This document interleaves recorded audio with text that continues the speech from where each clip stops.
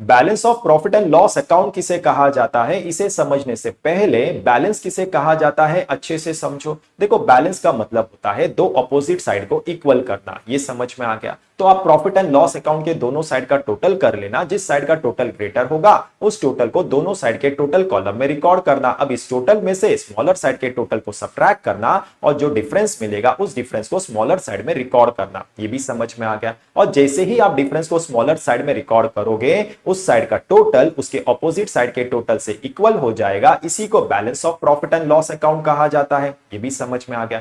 अब जिस डिफरेंस को आपने स्मॉलर साइड में रिकॉर्ड किया है इसी डिफरेंस को क्लोजिंग बैलेंस कहा जाता है। ये भी समझ में आ गया? तो अगर डेबिट साइड स्मॉलर है कंपेयर टू क्रेडिट साइड तो क्लोजिंग बैलेंस को डेबिट साइड में रिकॉर्ड करना है, और अगर क्रेडिट साइड स्मॉलर है कंपेयर टू डेबिट साइड तो क्लोजिंग बैलेंस को क्रेडिट साइड में रिकॉर्ड करना है। इन शॉर्ट क्लोजिंग बैलेंस को हमेशा स्मॉलर साइड में रिकॉर्ड करना है। ये भी समझ में आ गया? अब ये समझो कि अगर क्लोजिंग बैलेंस डेबिट साइड में है तो इस क्लोजिंग बैलेंस को क्रेडिट बैलेंस कहा जाता है, और अगर क्लोजिंग बैलेंस क्रेडिट साइड में है तो इस क्लोजिंग बैलेंस को डेबिट बैलेंस कहा जाता है। अब ऐसा क्यों, अच्छे से समझो। देखो, मैथ्स में रूल है कि जब आप दो वैल्यू का डिफरेंस निकालते हो तो डिफरेंस में हमेशा ग्रेटर वैल्यू का साइन लगता है। उसी तरह जब आप किसी अकाउंट के दो साइड के टोटल का डिफरेंस निकालते हो तो इस डिफरेंस में हमेशा ग्रेटर साइड का बैलेंस लगता है। ये भी समझ में आ गया? तो अगर क्रेडिट साइड ग्रेटर है कंपेयर टू डेबिट साइड तो इस क्लोजिंग बैलेंस को क्रेडिट बैलेंस कहा जाता है, और अगर डेबिट साइड ग्रेटर है कंपेयर टू क्रेडिट साइड तो इस क्लोजिंग बैलेंस को डेबिट बैलेंस कहा जाता है। इन शॉर्ट, जिस साइड का टोटल ग्रेटर होता है क्लोजिंग बैलेंस में हमेशा उसी साइड का बैलेंस लगता है। ये भी समझ में आ गया?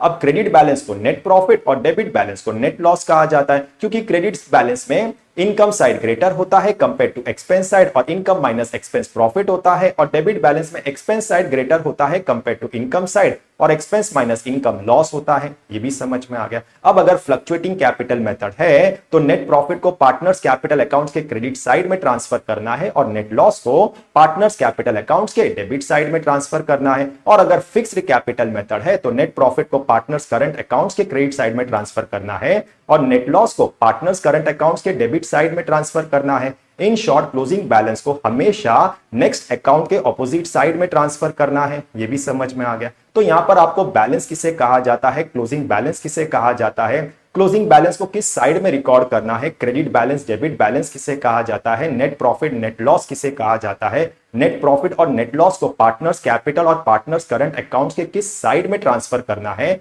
ये सब अच्छे से समझ में आ गया होगा।